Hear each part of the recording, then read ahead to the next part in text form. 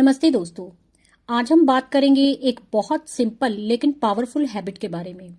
पानी पीने का सही तरीका और इसका डायबिटीज के ऊपर क्या इफेक्ट पड़ता है। अगर मैं आपसे कहूं कि सिर्फ पानी पीने का तरीका बदलकर आप अपनी डायबिटीज को बेटर कंट्रोल कर सकते हो तो क्या आप मानोगे? लेकिन एक सच ये भी है कि डायबिटीज कोई सिंपल प्रॉब्लम नहीं और ना ही ये सिर्फ पानी से ठीक होने वाली बीमारी है।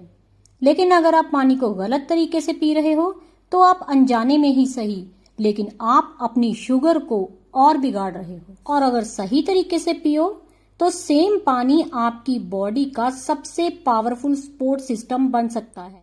अब कई लोग तो हमारा वीडियो यहीं से छोड़कर चले जाएंगे कि बस पानी ज्यादा पीना है, लेकिन नहीं, अगर आप वीडियो को आधा देखेंगे तो आपकी नॉलेज भी आधी ही होगी। तो इस वीडियो को लास्ट तक जरूर देखें।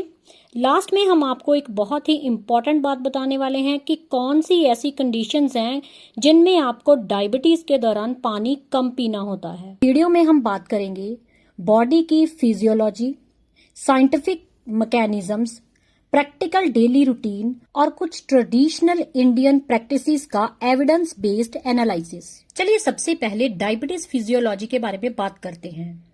तो डायबिटीज को समझने के लिए एक बेसिक कॉन्सेप्ट क्लियर होना बहुत ही जरूरी है। जब आप कार्बोहाइड्रेट्स कंज्यूम करते हैं तो वो ग्लूकोज में कन्वर्ट हो जाता है और साथ ही ब्लड स्ट्रीम में एंटर करता है।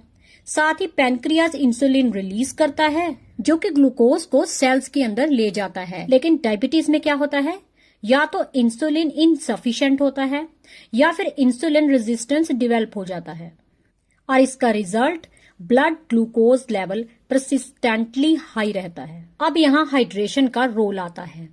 अगर बॉडी डिहाइड्रेटेड है तो प्लाज्मा वैल्यू कम हो जाता है, blood glucose concentration artificially high लग सकता है, किडनी को एक्सेस ग्लूकोज फिल्टर करने में डिफिकल्टी होती है। इसलिए एडिक्वेट हाइड्रेशन एक सपोर्टिव थेराप्यूटिक रोल प्ले करता है। सेकंड सेक्शन में मॉर्निंग हाइड्रेशन फिजियोलॉजी के बारे में बात करते हैं। रात के 6 से 8 घंटे की फास्टिंग पीरियड के बाद बॉडी मिल्ड डिहाइड्रेशन स्टेट में होती है। सुबह पानी पीने से प्लाज्मा वैल्यू रिस्टोर होता है, जीआई ट्रैक्ट एक्टिवेट हो जाता है और बाउल मूवमेंट इंप्रूव हो जाती है। चलिए आपको वार्म वाटर के कुछ ट्रेडिशनल इफेक्ट्स बताते हैं।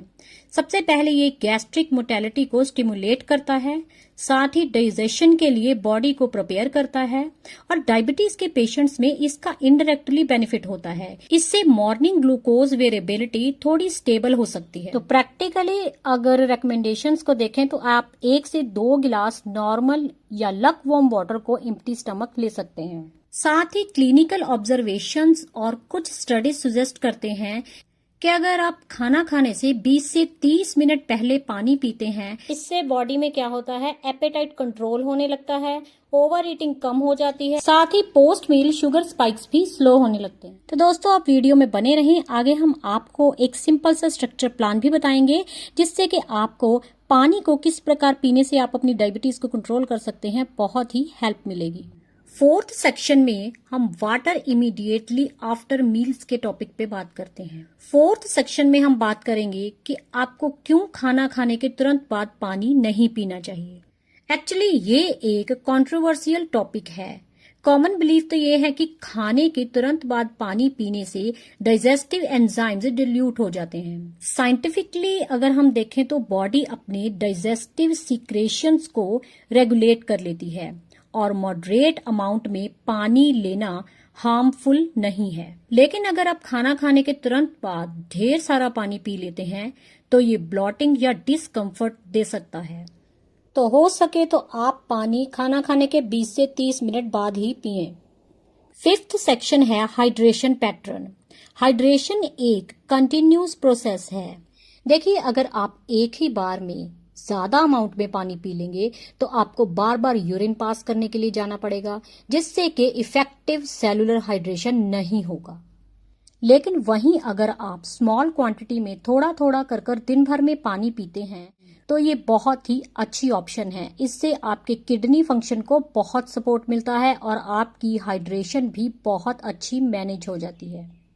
सिक्स्थ सेक्शन में अब कुछ कॉमनली यूज्ड ट्रेडिशनल ऑप्शंस के बारे में बात करते हैं। सबसे पहले है फेनुग्रीक सीड्स, जिन्हें कि हम मेथी सीड्स भी कहते हैं। इनमें सॉल्युबल फाइबर होता है जो कि ग्लूकोज की ऑब्जर्वेशन को स्लो कर देता है। दूसरा है सिनेमन यानी कि दालचीनी।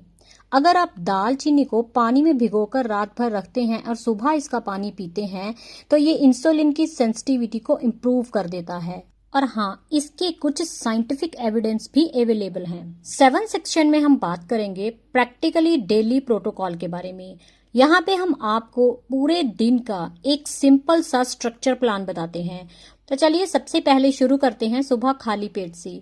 सबसे पहले आपको 1 से 2 गिलास पानी सुबह खाली पेट पीना है। इस पानी में आप सिंपल पानी भी पी सकते हैं या फिर आप मेथी दाना का पानी पी सकते हैं, सिनेमन वाटर भी पी सकते हैं या फिर आप गुनगुने पानी में नींबू डालकर भी पी सकते हैं। सुबह के ब्रेकफास्ट से 20 से 30 मिनट पहले आप 1 गिलास पानी का पी सकते हैं, लेकिन जब आप ब्रेकफास्ट कर रहे हों उसके दौरान आपको पानी बिल्कुल भी नहीं पीना है। अगर जरूरत पड़े तो सिप सिप करके थोड़ा सा पानी आप ले सकते हैं।